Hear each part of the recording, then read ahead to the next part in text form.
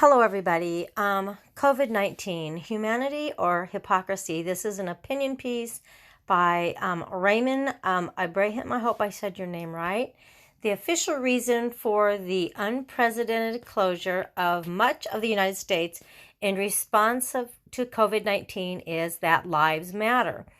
Indeed, they apparently matter so much that no sacrifice is too great, neither to your freedom nor to the economy, if it can save even one life from the virus.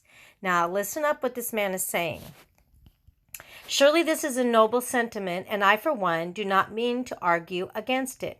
But it also begs the question, where was this altruistic concern before, when the lives of tens, if not hundreds of millions of Americans were and continue to be needlessly sacrificed, ironically, in the name of freedom and economics? Consider the three leading causes of preventable deaths in the U.S. About 480,000 Americans die from smoking, some secondhand. 300,000 die from obesity, and 88,000 die from alcohol every single year. Together with the other leading causes of preventable deaths in the U.S., such as drugs and motor vehicle accidents, this means that about 1 million Americans' lives are needlessly lost every single year, mostly from tobacco, followed by overeating and alcohol. Yet this hasn't changed a thing. They are all legal. Why?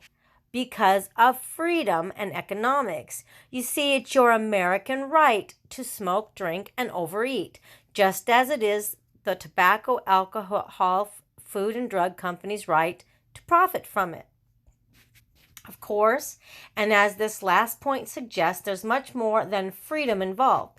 There's also enticement and addiction. That is, the programming or habituating of people to do what they normally wouldn't. In other words, it's not just that you're free to smoke, drink, and overeat, but that billions of dollars are spent in advertisement for the express purpose of making you want to do so.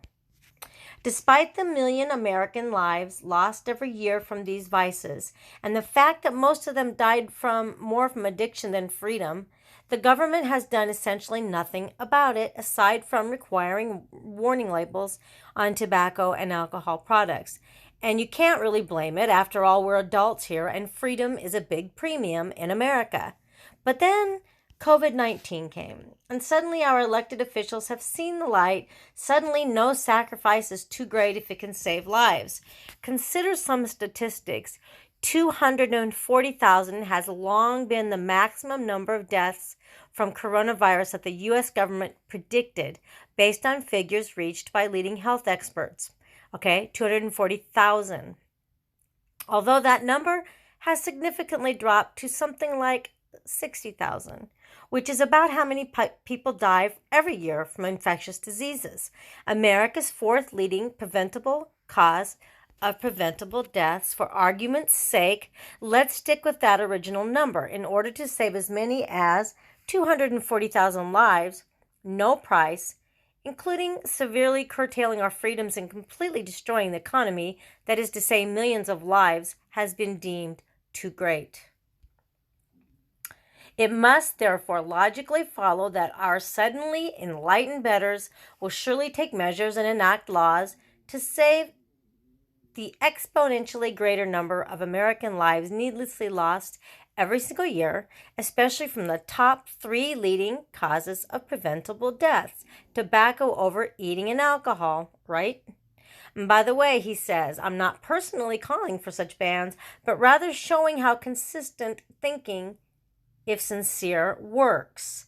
Look at it this way. If I'm imprisoning people in their homes for weeks and months on end, destroying countless mom and pop stores around the nation, and even arresting fathers who play ball with their daughters in empty parks, while creating a culture where people are rewarded for reporting on their neighbors, are now deemed necessary evils or the new norm to save a maximum of 240,000 lives, then surely something as simple and commonsensical as outlawing intrinsically unhealthy and addictive products, or at the very least, their aggressive, exploitive advertisement, exploitative, must be right around the corner. After all, doing so would save millions of American lives each and every year, as opposed to just 240,000 potential lives from COVID-19. And that, of course, is the whole point of the current clampdown, right?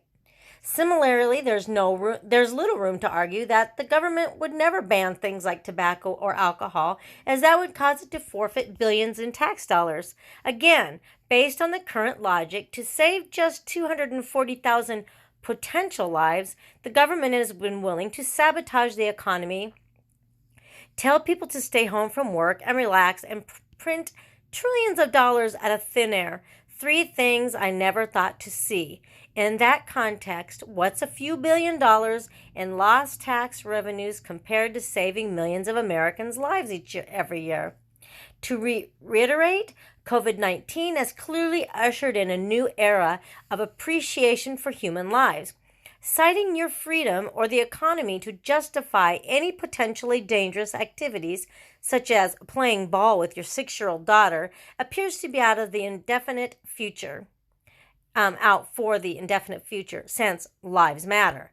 As such, I fully expect our leaders to enact laws to combat America's far more fatal activities, and until such time, I fully expect the newsrooms to keep these issues at front and center, including by daily reporting the exact number of deaths caused by America's 3 leading causes of preventable deaths, just as they are doing now with the 4th leading cause, infectious disease, currently in the guise of the coronavirus.